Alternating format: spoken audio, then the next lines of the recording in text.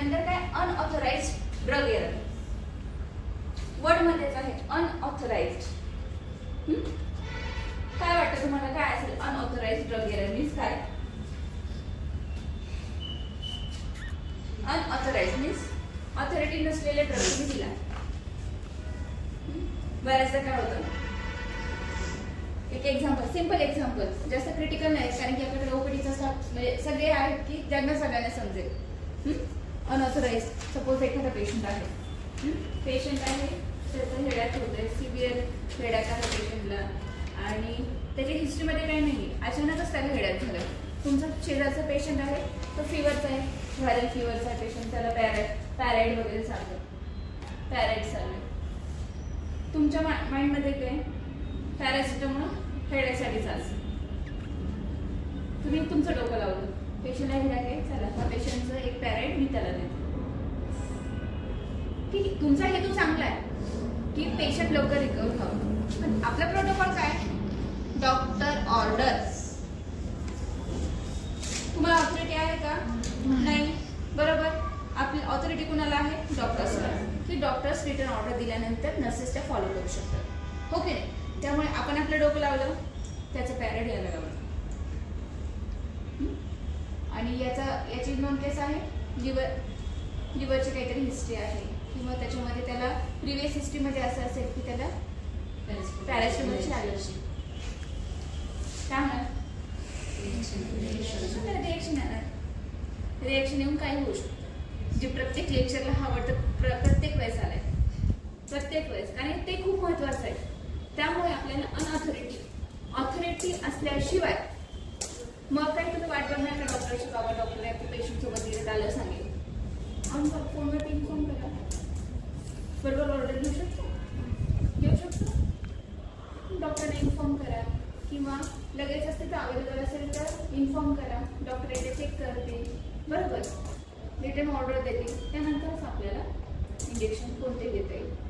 बरेच सारे पेशंट असतात की कॉन्स्टिपेशन झाले, सिंपल सांगा कॉन्स्टिपेशन झाले, याचं दुखाण्यात घेतलं त्याला दिलं, उद्या त्याला रिझोल्यूशन लागेल. त्यासाठी ऑर्डर मॅटर. प्रत्येक वेळेस आपल्याला पेशंटसाठी ऑर्डर दिल्याशिवाय आपल्याला कोणतेही मेडिसिन कुणालाही द्यायचं नाही, ओके? त्यामुळे आपल्याला हे अनऑथराइज्ड ड्रग एरर आपण प्रिव्हेंट करू शकतो. इथे administration the medication to patient without proper authorisation by prescriber. Medicine prescribe कोण करतात? डॉक्टर करतात. जर विदाउट डॉक्टर जर तुम्ही दिलं तर त्याला अनऑथराइज्ड ड्रग एरर आपण बोलू शकतो. Medication for patient given to another patient, त्याचं मेडिसिन त्याला देणं, हा पण एक अनऑथराइज्ड ड्रग एरर आहे. नंतर काय? Nurse give medication without prescriber order, then patient share prescription. बऱ्याचदा हा इन्सिडेंट, हा जो लास्ट आहे ना, पेशंट शेअर प्रिस्क्रिप्शन, हा आपण कोविडमध्ये तर सर्रास पाहिला. कोविड पॉझिटिव्ह आला, ही घे चिठ्ठी, हा ही औषधं ही पण तूच घे, मला कोविड झाला तर तेव्हा मी हेच घेतलंय.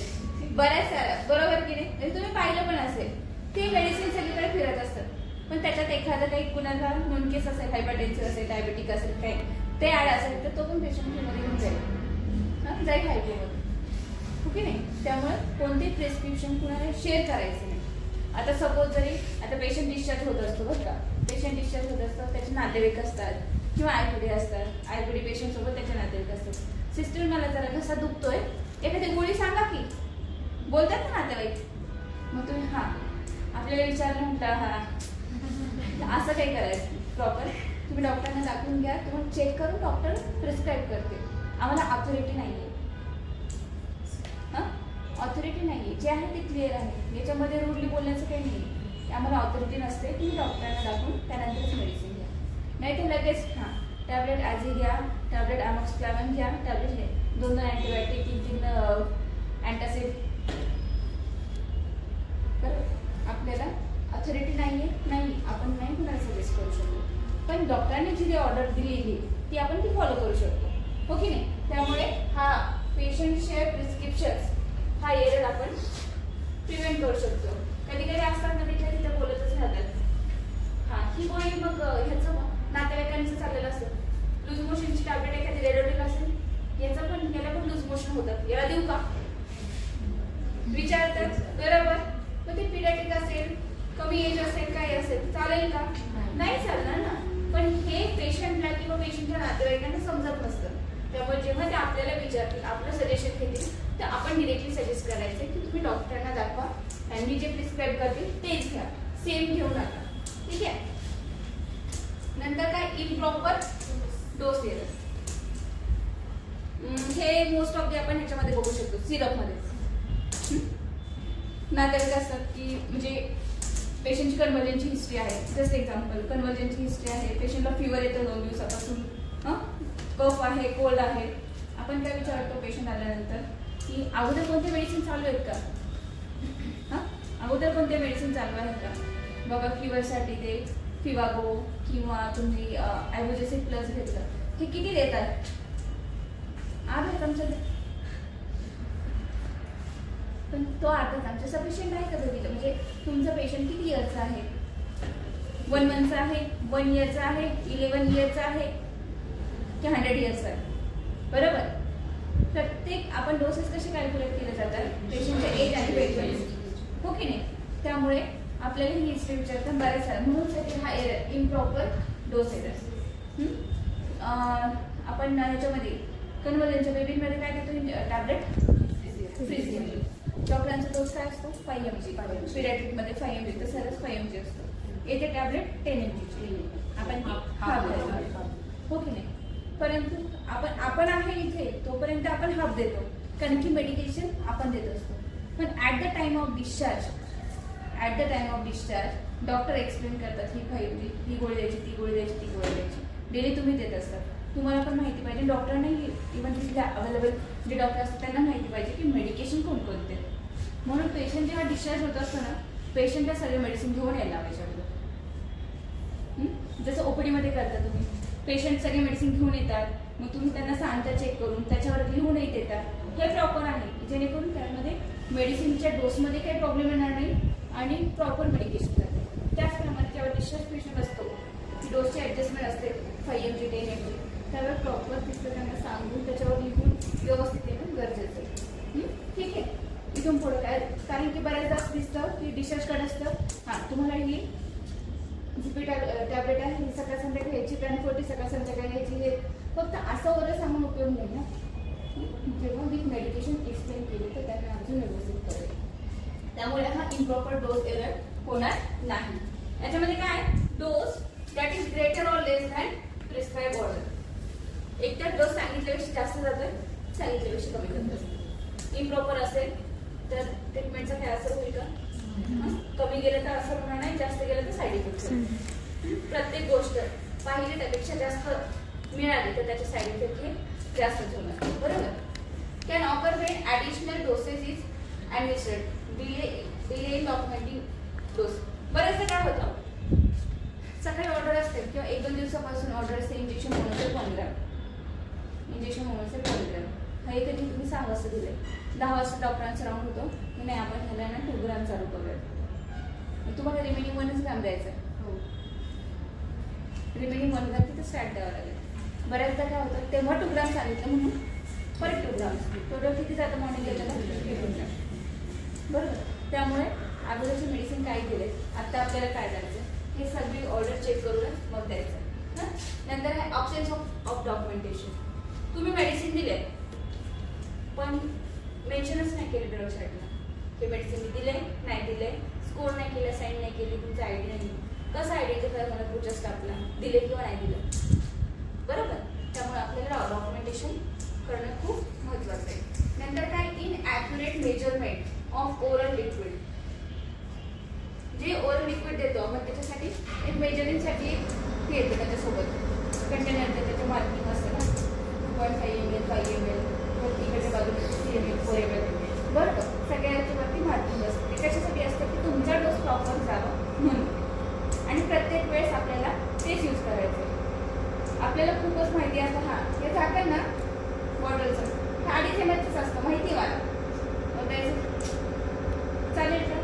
मग त्याच्याबरोबर ते मेजरिंगसाठी हे दिलेलं असतं झाकण, त्याचा रोल काय, जे मेडिसिन ज्या प्रकारे द्यायचं आहे त्याच्यासोबत सगळं दिलेलं असतं, सगळं अवेलेबल असतं. आपल्याला फक्त ते मेजर करून प्रॉपरली देणं गरजेचं आहे. ठीक आहे, हे समजलं सगळ्यांना? बस एवढं? काय काय शिकलो आपण? प्रिस्क्रिप्शन एरर, मेडिकेशन, आता पहिल्यापासून प्रिस्क्रिप्शन एरर,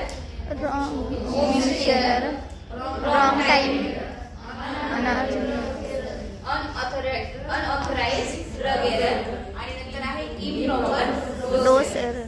ओके नाही, हे सगळं समजलं? हां, इन्सिडन्स ऐकायला मिळतील का, येतील का माझ्यापर्यंत? त्या तुमच्यातच तुम्हाला सांगू नको, मी तुझं सांगणार नाही, असं काही नाही. इन्सिडेंट झाला तर आवर्जून सांगा. आपल्याला करेक्टिव्ह ॲक्शन, एक्स्ट्रा मॉनिटरिंग करावं लागतं पेशंटमध्ये, ते आपण करू शकतो, परंतु लपवायचं नाही की माझी बेस्ट फ्रेंड आहे मग मी तिचं नाव कसं सांगू, असं काही नाही. तुमच्या एका बेस्ट फ्रेंडमुळे एक पेशंट डेथ होऊ शकतो, त्यांना कॉम्प्लिकेशन, त्या पेशंटला सफर व्हावं लागतं. त्यामुळे चूक झाली, ॲक्सेप्टन्स असला पाहिजे. चूक एक चूक लपवली तर त्याचे साईड इफेक्ट खूप होतात, बरोबर? त्यामुळे कसं आहे, आणि आपलं प्रोफेशन असं आहे की आपण एका माणसाच्या जीवाशी खेळत असतो. जे काय ते असं नाही की बाबा आपण ह्याला ॲनाटॉमीला काय बोलतात, प्रॅक्टिकल आपण एखाद्या बेडकावरती एखाद्या उंदरावरती करतो, असं तर नाही ना. ही जिवंत बॉडी आहे, पेशंट आहे. हां, त्यामुळे आपल्याला कोणती चूक झाली ते ॲक्सेप्ट करा, इन्फॉर्म करा. ठीक आहे, तुम्हाला स्टार्टिंगला रागवेल कोणी, पण रागवल्याचं एवढं हे करून नाही घ्यायचं. चूक झाली, पण आपल्याला तिथे आपल्याला प्रिव्हेन्शन करता येईल. हां, चुकून एखाद्या पेशंटला एखादा मेडिसिनच दिलं गेलेलं नाहीये, पेशंटच्या बेड साईडला ते आयव्हीचे ते जे काही सिरप आहे ती बॉटल ॲज इट इज आहे, पेशंटला सिरप ॲड केलेलं असतं. हां, नातेवाईक दाखवतात, सिस्टर हे आणले, हां त्यातलं 5 ml देऊन टाका. बाळ रडायला लागतं, ती आई त्या बाळाच्या नादात विसरून जाते. सेकंड डेला किंवा 2 दिवसानंतर मग आधीमध्ये पण हे स्टॉप जातो. हां, ह्याच्यातले 5 ml, ह्याच्यातले 2.5 ml, ह्याच्यातले 3 ml देऊन टाका. बरोबर? बाळ एका वेळेस सगळे सिरप घेतं का? सांगा, बाळ एका वेळेस सिरप घेतं का?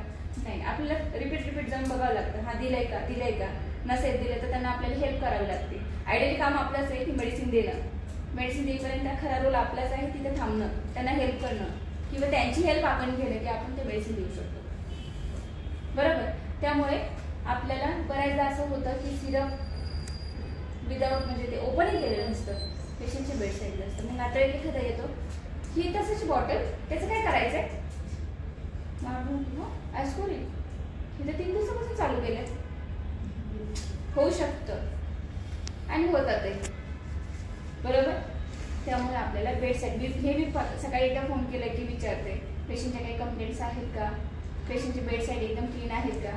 क्लीन याचा अर्थ असं नाही की फक्त झकझकाट छान दिसलं पाहिजे. क्लीन म्हणजे मेडिसिन सगळे चेक झाले पाहिजे, हो की नाही? आयव्ही सेट, तुमचं इंट्राकॅर डेट वगैरे आहे का, काही फ्लेबायटिसचे चान्सेस आहेत का, हे सगळं येतं त्याच्यामध्ये. समजलं? इम्पॉर्टन्स खूप आहे. मेडिकेशन एरर हे आपल्याला प्रिव्हेंट करणं गरजेचंच आहे. ओके, समजलं सगळ्यांना? काही क्वेरी नाही ना? एकदम सिंपल लँग्वेज मध्ये सांगते की इझिली आपल्या इथे जाईल. ठीक आहे, चलो थँक्यू.